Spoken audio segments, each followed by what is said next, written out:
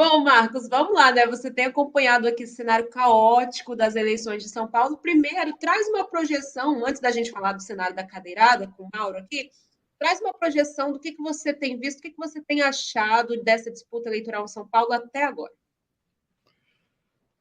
Ela tá, ela expressa, ela revela o que somos hoje como sociedade política. Isso não tem dúvida.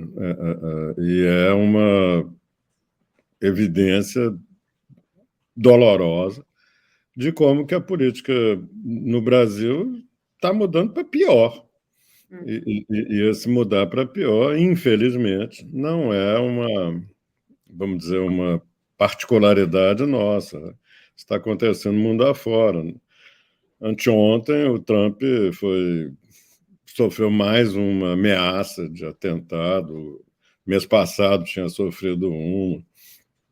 O clima está se deteriorando muito nos Estados Unidos. É um exemplo de o que acontece mundo afora. Então é isso. A política brasileira está enveredando por um caminho muito ruim.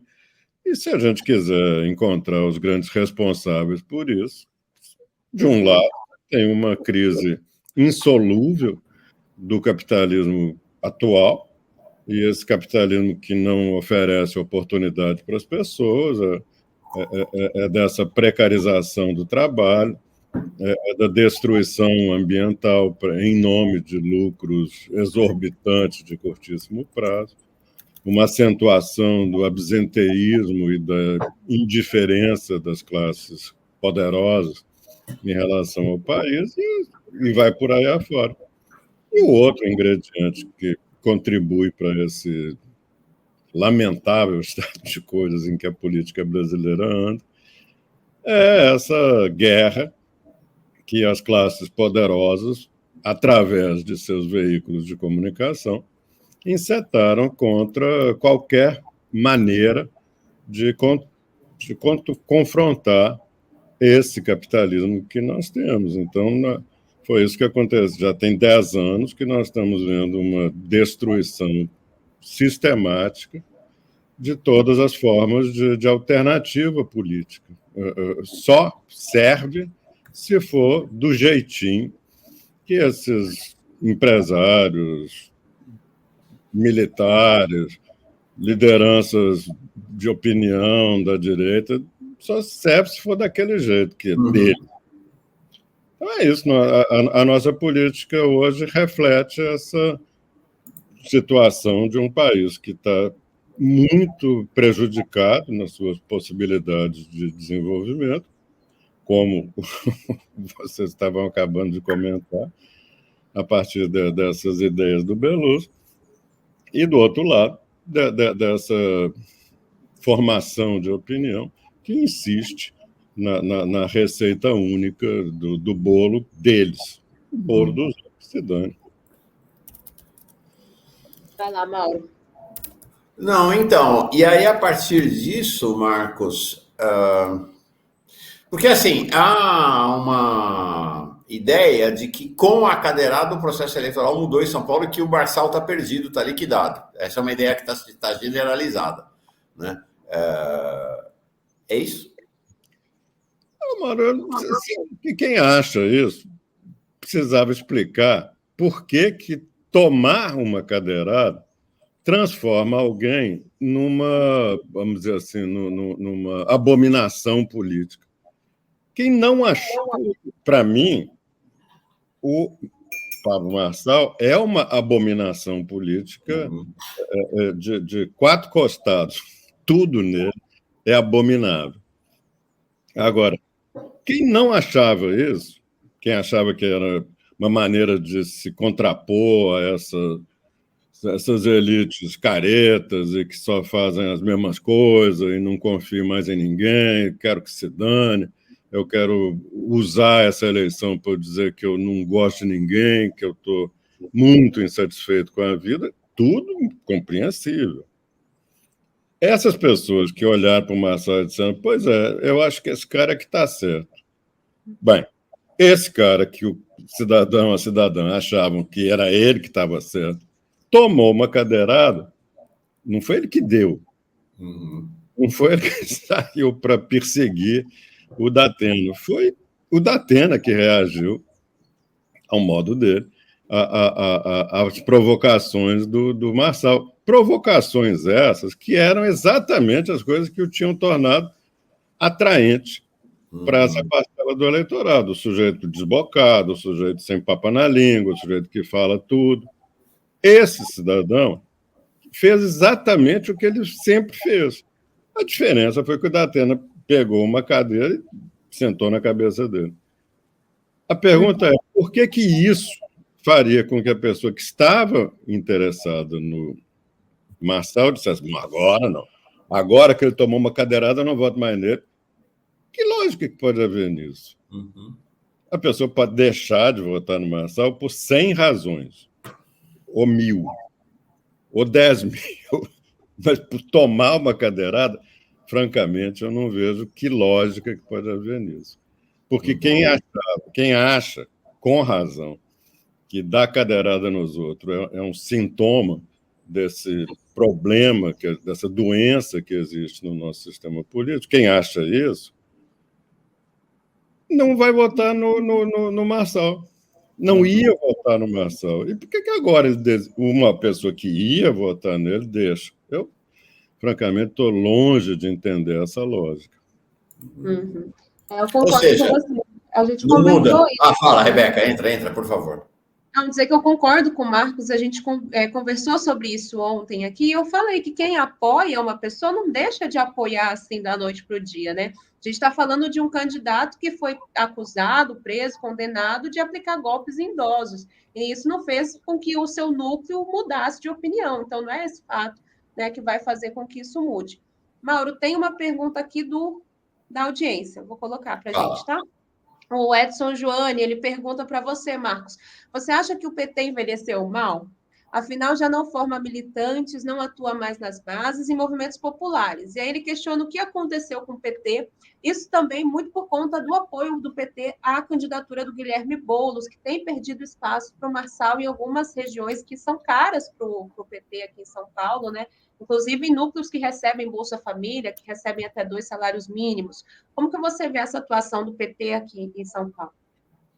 Em primeiro lugar, eu queria dizer para o Edson que eu não sei o que aconteceu com o PT. É um conjunto de fatores, sendo que o mais importante é que o PT foi alvo de uma ininterrupta e incansável campanha dos ricos, dos poderosos, dos donos de jornais, dos milicos, de uma parte gorda do judiciário. É isso que aconteceu com o PT. Ele errou, talvez em aqui e ali, podia ter sido melhor na atuação na Zona Oeste, podia ter sido melhor na Zona Sul. Uma série de raciocínios podem ser lembrados. Mas o fundamental é que o PT foi alvo dessa guerra. E sofreu, porque ele não tem os instrumentos de poder que os ricos e os poderosos têm. O Lula não foi morar em Miami, enchi meu saco, não quero mais saber desse povo. Não, ele ficou, enfrentou a guerra e foi extremamente desigual, foi extremamente cruel. É só ver o que eles fizeram com a família das pessoas, da família dele, família da Dilma, o que fizeram com o Zé Dirceu, o que fizeram com o Genuíno, uma série de, vamos dizer assim, vítimas dessa guerra. Então, o PT errou? Talvez, mas o fundamental que aconteceu foi essa guerra que o PT sofreu. Eu concordo com ele que o PT precisa mudar, mas certamente não é para ser o bonzinho para a TV Globo. Porque o bonzinho para a TV Globo já ensinava o velho comandante Brizola, o engenheiro Leonel Brizola, que é fácil tomar uma decisão na política brasileira. É só fazer o oposto do que a TV Globo faz. Não tem dúvida. Quando a Globo estiver indo para um lugar, você diz assim, eu vou para o outro. Porque aquele lugar eu sei que não vai dar em nada, a não ser no enriquecimento fabuloso, maior, cada vez maior, na influência política, que agora assumiu essa forma de centrão. E É isso. Então, acho que sim. Eu acho que ele tem razão, mas a resposta que eu daria é essa. Sim. Marcos, uma última questão. Então, ontem saiu uma pesquisa, nós mostramos aqui, Real Big Data, empate cravado ali dos 3 líderes nas intenções de voto aqui em São Paulo. Nunes, Boulos e Marçal. A Quest, semana passada, vai sair outra pesquisa da Quest amanhã, no mesmo espírito, empate rigoroso. A Atlas dá uma certa vantagem, ou uma certa desvantagem para o Nunes, segundo a Atlas, teria caído e ficado um pouco para trás. O Datafolha, ao contrário, está dando uma certa vantagem para o Nunes, teria subido e estaria um pouco à frente do Boulos e Marçal. E aí, quem é favorito para ir para o segundo turno em São Paulo? Qual o cenário efetivamente que a gente tem em São Paulo? Mauro, nós estamos pela terceira ou quarta vez em sequência vendo esse tipo de problema com pesquisa de intenção de voto no Brasil. Não é esta eleição em que isso está acontecendo, pesquisa, digamos assim, disparatada. Também aconteceu isso em 2022, aconteceu na eleição de 18, vem acontecendo.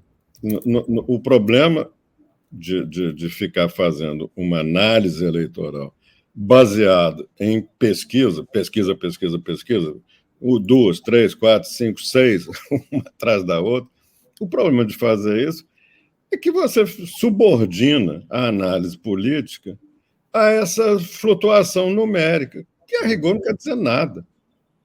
E nós estamos vendo, nas últimas eleições, como é significativa a parcela do eleitorado que só decide nos últimos 2 ou 3 dias. Nós vimos surpresas grandes nas últimas eleições, em vários lugares, por causa disso. As pessoas têm pouco interesse, pouca motivação. Em geral, não simpatizam com os candidatos. Em geral, acham que é tudo farinha do mesmo saco. Não estou dizendo que é verdade. Estou dizendo que as pessoas acreditam que é farinha do mesmo saco. Aliás, uma das propagandas históricas do PT, feitas pelo Duda Mendonça, foi exatamente em torno dessa ideia de farinha do mesmo saco. Para dizer, o PT não é farinha do mesmo saco, é outra coisa. A discussão que nós acabamos de fazer agora é o que acontece, o que é o PT depois dessa guerra que sofreu durante 10 anos. É claro que ele sofreu gravemente na sua imagem, na sua confiabilidade, porque se ninguém aguenta 10 anos de editorial diário, incólume, isso não existe. Então, voltando, nós estamos hoje com uma subordinação da análise política a essa dança numérica que é irrelevante. O que é relevante mesmo é compreender o que está acontecendo com o eleitorado, o que está acontecendo com a opinião pública. E o que está acontecendo? Essa pergunta não é de 1 milhão, essa pergunta é de 100 milhões. A resposta é: nós ainda não sabemos. Okay. Nós estamos vendo acontecer coisas, elas estão acontecendo muito rapidamente, e é óbvio que isso é um reflexo dessa imediatização provocada pelo acesso quase, numa cidade como São Paulo, o acesso universal da população a essas mídias que ficam 24 horas por dia despejando fatos, notícias, imagens, memes, músicas, desenho animado, tudo em cima das pessoas. Elas ficam confusas. Uma parte se afasta, outra parte mergulha. E nós ainda não sabemos o que isso quer dizer, qual é o impacto disso. Talvez demore um pouco, mas para que isso aconteça, a premissa é parar de insistir, quer dizer, não insistir mais nas coisas que a gente já viu que não funcionam. Sim. Essa inundação de pesquisa pouco relevante. Vamos discutir o que está acontecendo, o que está acontecendo nas regiões da cidade, o que está acontecendo com os diferentes segmentos da população, jovens, mulheres, homens, gente de todos os tipos, pobre, rico. São Paulo é a cidade mais complexa do país. E achar que você faz 1000 entrevistas, uma pesquisa de 1000 entrevistas atrás da outra, não produz um conhecimento sólido. Se juntasse essas milhares de entrevistas feitas toda semana e fizesse uma pesquisa boa, talvez nós tivéssemos mais clareza em relação ao que vai acontecer. Os números indicam, né, Marcos? Está tudo apertado, nem todas as pesquisas, né? Mesmo quem dá o Nunes na frente ou o Boulos um pouco, está tudo bem apertado. Agora, essa Real Big Data está dizendo que tem 13% de nulo branco indecisos. Datafolha 11, Quest 13. Aqui dá menos é a Atlas, que dá 4,5. Ou seja, qualquer movimento nesse universo aqui decide o resultado da eleição, né? Para qualquer um dos candidatos. Sim, não tem dúvida nenhuma.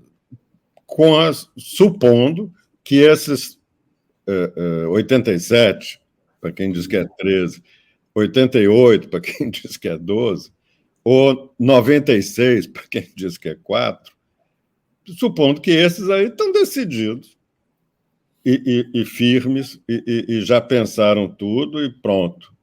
Aliás, se isso fosse verdade, mais um motivo para achar que cadeirada não muda voto de quem tem a imagem que esse Marçal tem. E, francamente, talvez lastimando um pouco, mas o Datena, que podia ser um ator da eleição, deixou de ser, não chegou a ser, e isso não deve ter melhorado para ele depois que pegou a cadeira e sentou na cabeça do Marçal. Que, aliás, duvido que alguém que queria votar no Datena diga, não, depois dessa, não voto de jeito nenhum no Datena. A chance maior é essa pessoa dizer assim, olha, eu vou votar no Datena porque ele mostrou que ele não tem assim, medo de cara feia e conversa fiada de Pablo Marçal.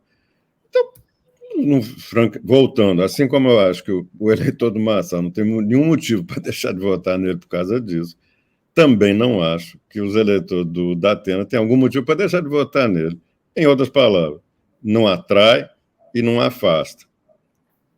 Sim. Mas a eleição não vai se decidir agora.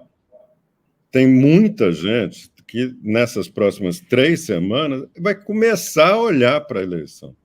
Uhum. Vai dizer assim, nós vamos ter eleição no início de outubro. Até agora, não estou nem aí para esse assunto. Tem que cuidar da vida, tem que pegar o metrô lá nas 4 horas da manhã para chegar no trabalho.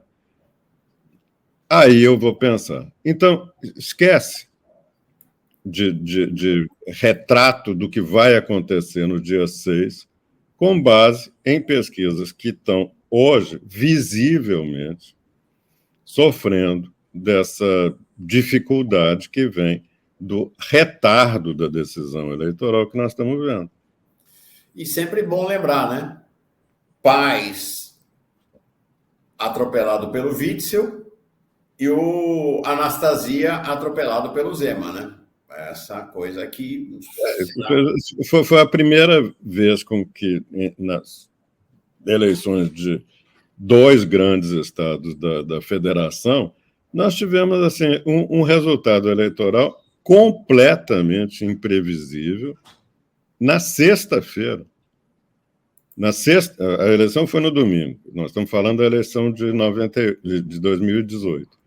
Naquela eleição, o Witzel e o Romeu Zema estavam num distante terceiro lugar dos 2 favoritos.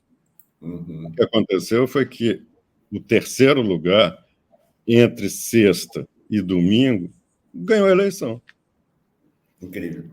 Então, isso aí seria uma excelente razão para os institutos de pesquisa, as universidades, a imprensa, a opinião pública, parar e dizer assim, nós precisamos mudar o nosso método de trabalho, os métodos de trabalho, melhorar, trocar, experimentar opções. Não, tocou a vida. Chegamos em 2022, outra vez. Ninguém imaginava, a não ser, claro, lá o Bolsonaro, os filhos dele, aquela turma lá dos milico, etc. e tal, achava que ele ia ganhar a eleição. Todo mundo estava 100% convencido que o Lula ia ganhar. Ficou por 1,5%. Ou seja, também na última eleição importantíssima, uma parcela grande do eleitorado só se decidiu na véspera, na antivéspera.